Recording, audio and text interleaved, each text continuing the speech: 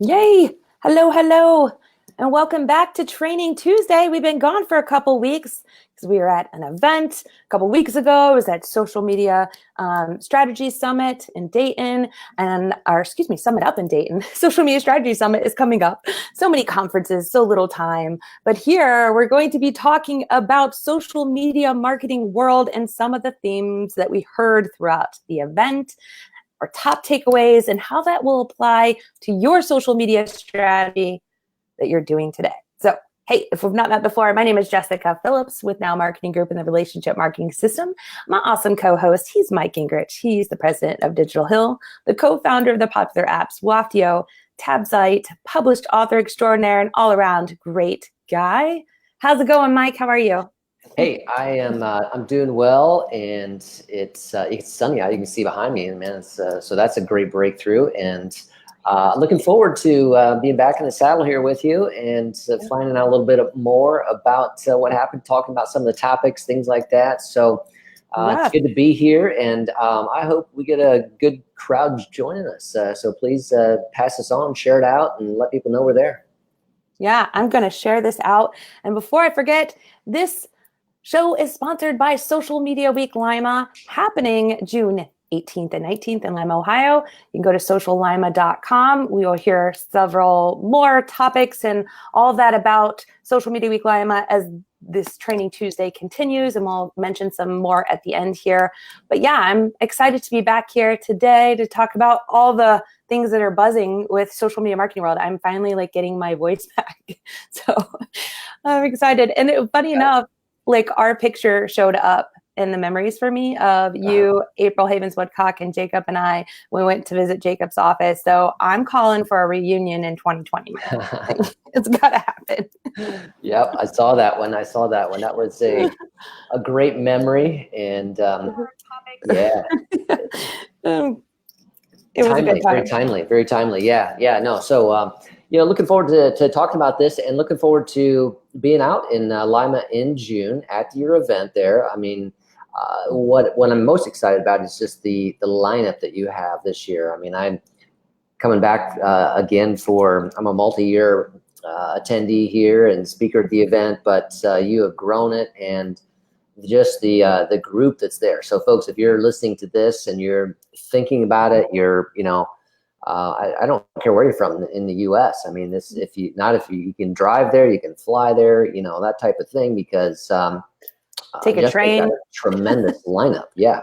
Tremendous lineup, and a very reasonable cost for that tremendous lineup. So and this is going to be delivering some goods. So when you listen to us today, think through some of these, what she's talking about, and I think Jessica's even going to quote some of the people who are going to be at Social Media Week Lima. And so, you want to hear them in person. You want to hear them expound upon a message to help you with your marketing related to online social media. It's going to be a good topic today, and a good place to be to meet those people in person. Hear that in June.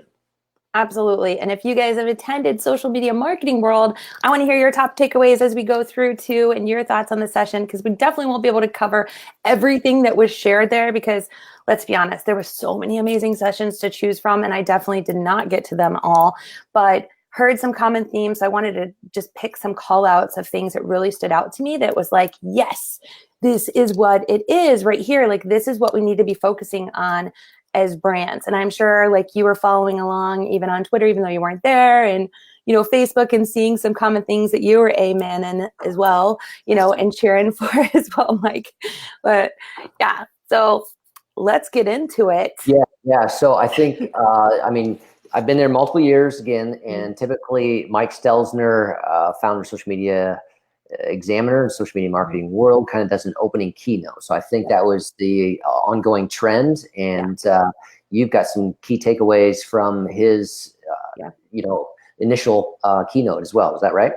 Yeah, I do. So I broke these into top 3 overarching themes that I heard, but starting with the first key point, and yeah, it was definitely Michael Stelzner that kind of brought it back together. So how Social Media Marketing World set up is workshops are on day 1, and then which is Wednesday, Thursday is the all access pass official kickoff to the event, which is like the traditional sessions, and it starts with Michael Stelzner kind of giving the report on where we're at today with social and kind of the trends. So I'm always super like interested to hear what he's seen with his data, because he's got a lot of data that he's been pulling and focusing on, and he kind of sets the tone for what's to come for the next year plus, right? And one big thing that I heard, that if I had to sum it all up, was that you focus on smaller communities that will win in the long run. So connecting, not content. So it's a big shift from before. It's like, okay, we're going to focus on all this content and, you know, how you're creating it and the means to create it. And it's like, don't even focus on that yet. It's focusing on first, am I going to connect, and then be able to show up with the content to support my connection. So he mentioned this in a way of going private. So he said, like, we won't even recognize Facebook in 2020. That there are so many changes that are happening, and Facebook like alluded to this in their F8 conference last year that we covered, and we said that they were only, you know, like 10% done with the changes, and that was like at a massive rate that they're rolling out these changes, and they're still not done. And that what they're really focusing on is that, and Mari said this too, that the news feed was never about the news, right? And it was never about the news. And if we think what Facebook, and we've been talking about all these algorithm shifts and all these brands going crazy about it, right? Is that it's not meant for us to just be pushing content out. It is made for meaningful connections and the engagement that we're going to get out of it. So we really have to look at how Facebook has shifted. So even if you think about you and I, and even as I was at the event, how I used Facebook was incredibly different. So yes, I used my Facebook personal page to upload albums and stuff, but the majority of my time was spent in Facebook Messenger. And that is what all the data is showing. And everyone else at this event, they were spending a lot of the time in Messenger with the communities of people that they want to connect with. Now, granted, our Messenger group thread kept growing as the event went on, and we made more meaningful connections of people that we wanted to have in that conversation that was happening. Okay. And I love this because every time I'm asked what my favorite social platform is, I've always said Messenger, because I look at it as a separate platform anyway. And because it is those one-off relationships that you can have back and forth. And those threads are still going on today. It's almost like our own personal kind of Facebook page for ourselves, with all these conversations happening back. And the reason I think that this is growing is because of the privacy issues, one, that Facebook has seen, right? So people are kind of give this false sense of security if they're in the Messenger or in a Facebook group, which I'll talk a minute about that as well. But it's this false sense of security that we want to just connect with people, one, that we trust, and two, we want to know that they're seeing what we have to say. And that's more of a guaranteed way that they're seeing it versus just putting it on the newsfeed. And we want to be able to engage with them and have those meaningful moments. So we're seeing more and more people that are uploading to stories as a form of, of a private way of connecting, because you can choose who is seeing that. Right. Messenger. And then, even Facebook groups, a huge growth in groups. And Facebook is showing, if you take a look at anything that they're doing and where they're spending a lot of their efforts and the things that they're updating groups.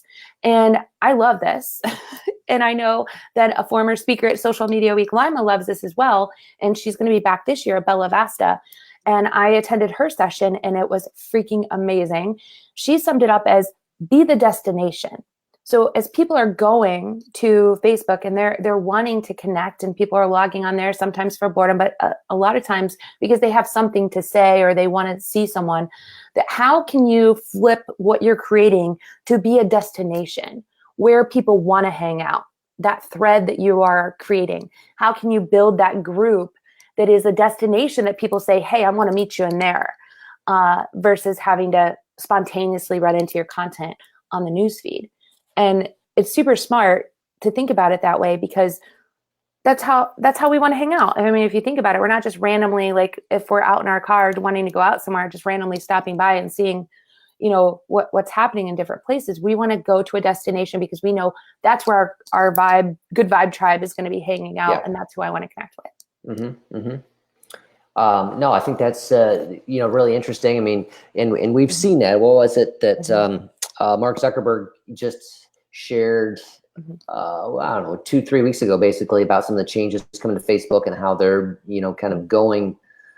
Now he talked about a little bit more private, but his emphasis was on the messaging, which Messenger is a piece of that. Then, and so you're backing that up just from the experience. He's talking about from a platform standpoint of that's the way they want to go, and then you're talking about it from an experiential standpoint. This is how you saw it used. I mean, you're at a conference where there's a couple thousand people, and you guys broke that down to your tribe through Messenger, and then that tribe would add on some more people throughout the week that they were connected to, and so that was the vibe of the tribe. I have to mention this comment that Lisa Monks put up. Bella